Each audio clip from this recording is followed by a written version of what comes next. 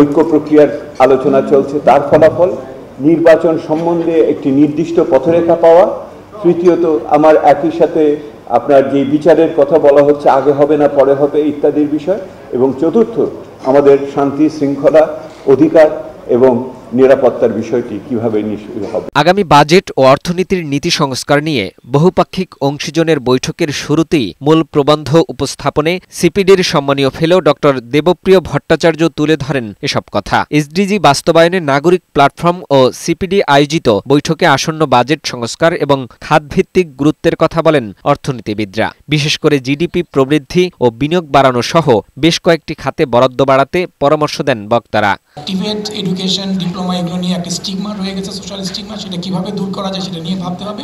যারা ভবিষ্যতে ক্ষমতায় আসতে যাচ্ছে সেই রাজনৈতিক দলগুলোর সাথে কতটুকু এনগেজড হয়েছে সেই জায়গাটা আমার কাছে মনে গুরুত্ব দিস দ্য ট্যাক্সেশন। বাজেট যেন এমন হয় যেটা আমাদেরকে একটা বাসযোগ্য দেশ দিতে পারে।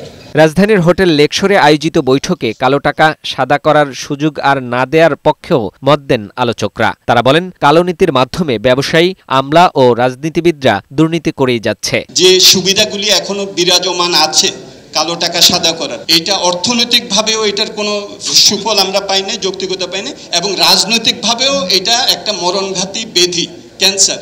সে দুর্দশাগ্রস্ত আর্থিক প্রতিষ্ঠানকে একটা নিষ্পত্তির দিকে নিয়ে যাওয়া।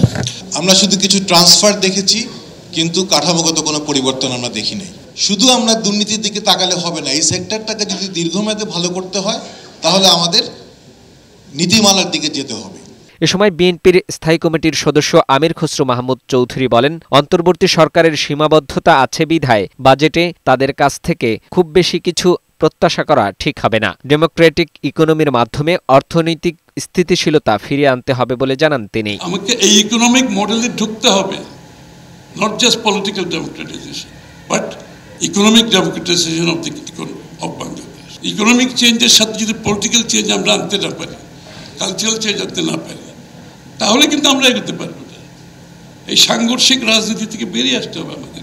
তাহলে বাজেট বলুন, আপনি ইকোনমিক পলিসি বলুন, কিছু তো কাজ করবে না। রোহিঙ্গাদের ফেরত পাঠাতে কমিশন গঠন করে তাদের পেছনে বাজেটের কত অংশ ব্যয় করা হবে সেটির বিষয়ে বক্তারা পরিষ্কার ধারণা দিতে আহ্বান জানান সরকারকে। ফাহিম মুনায়েম, বৈশাখী সংবাদ, ঢাকা।